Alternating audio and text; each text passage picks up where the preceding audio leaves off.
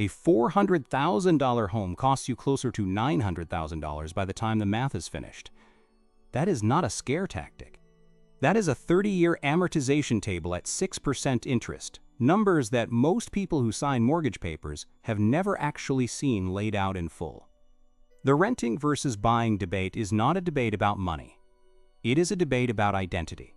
Somewhere along the way, homeownership got woven into the idea of what a successful life looks like, and that emotional weight has made it almost impossible for most people to think about the math clearly.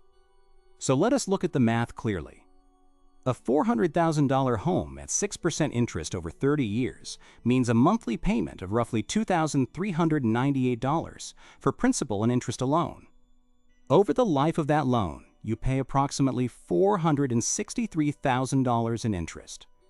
Before taxes, before insurance, before a single repair.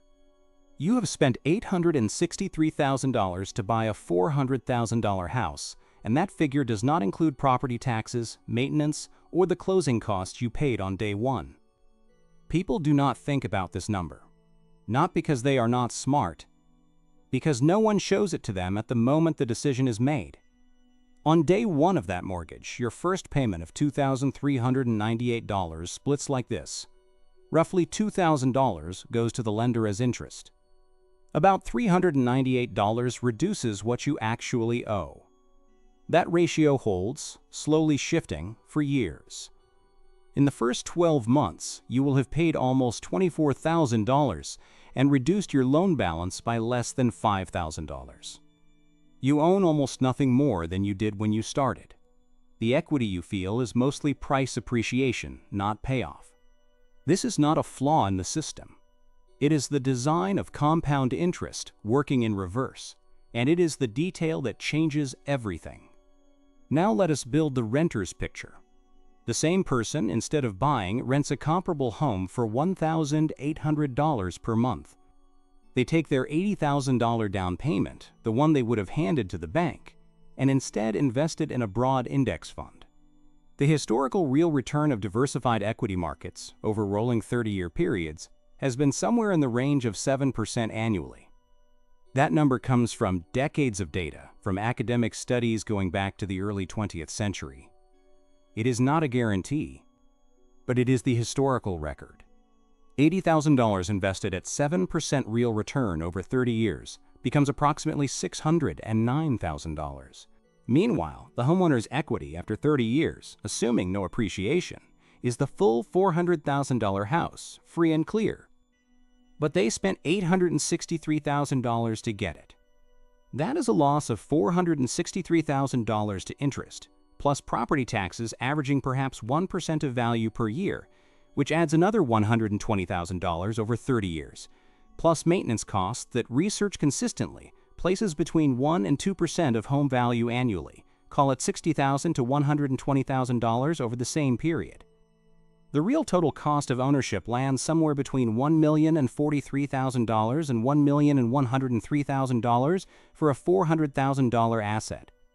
Now let us add appreciation, because that is the argument homeowners always make.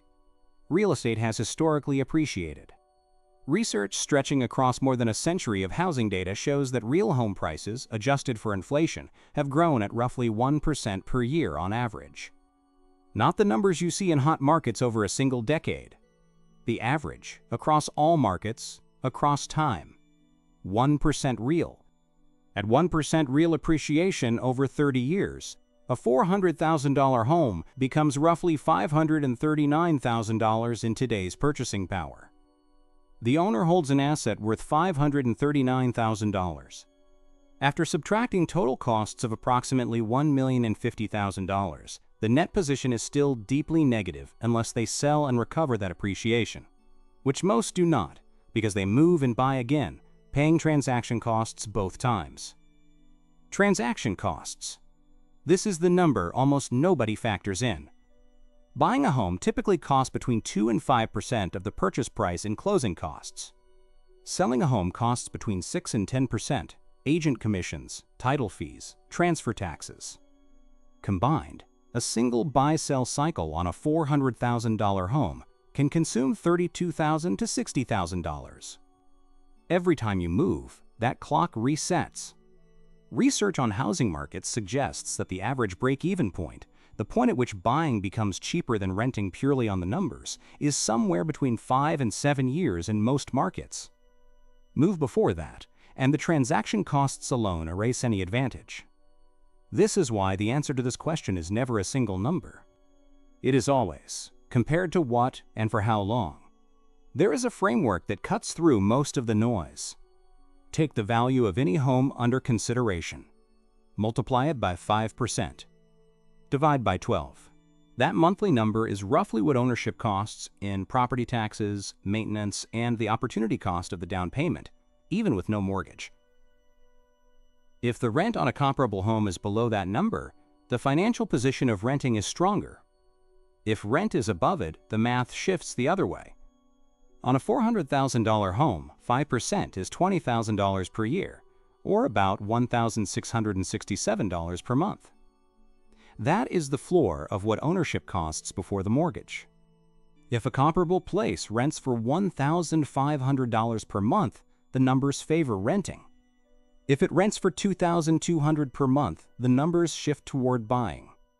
This ratio, price divided by annual rent, is called the price-to-rent ratio. A ratio of 15 or below has historically favored buying. A ratio above 20 has historically favored renting. In many high-cost housing markets today, that ratio sits between 25 and 40. In some cities, it climbs past 50. That is not an accident. That is a market pricing and expectations of future appreciation. Expectations that may or may not materialize, and that the buyer is paying for today. The renter's version of wealth building does require one condition that many people never meet: actually investing the difference. Not spending it. Not absorbing it back into lifestyle inflation. Actually, systematically putting the delta between rent and ownership costs into something that compounds. Research on renter financial behavior shows this is where the math breaks down in practice. The discipline required to invest the difference, month after month, for years, is harder than it sounds when you are looking at a concrete asset that sits on a street with an address. The house feels real. The index fund feels theoretical. That feeling is not irrational. It is human. But it is also where a lot of renter wealth potential quietly disappears. The homeowner has a forced savings mechanism built into every payment. Even the interest-heavy early years slowly grind the balance down. Even without investing intentionally, the owner accumulates something. The renter has to build that discipline themselves, or it evaporates. This is the part of the conversation that gets left out. The psychological value of ownership is real and it is large. Stability. The ability to make a place yours, to paint the walls, to plant something, to stay. The security of knowing your landlord cannot sell the building and give you 60 days. These are not nothing. They are not small. They are the reason people choose to own, even when the numbers do not strongly favor it. But that is a different calculation than a financial one. And mixing the two, assuming that because ownership feels better, it must also be financially better, is where most people make the mistake that costs them the most. There is a specific kind of regret that comes from buying too early. You see it in people who stretched to get in, who burned through their emergency fund for a down payment, who bought at the edge of what the bank would approve, who then faced a water heater at $1,200, or a roof at $15,000, or a job loss in year 2. The house did not fail them. The math failed them, the math they never did before the papers were signed. And there is a specific kind of regret that comes from renting indefinitely, from watching prices rise in a market you could not enter, from watching people around you accumulate equity you never built, from paying someone else's mortgage for 20 years. That regret is also real. That math is also real. Neither version of this story is wrong. Both of them happened to people who made reasonable decisions with the information they had. The difference is almost always whether the full numbers were on the table before the choice was made, or only the ones that made the decision emotionally easier. The 30-year mortgage is not a trap. It is a tool.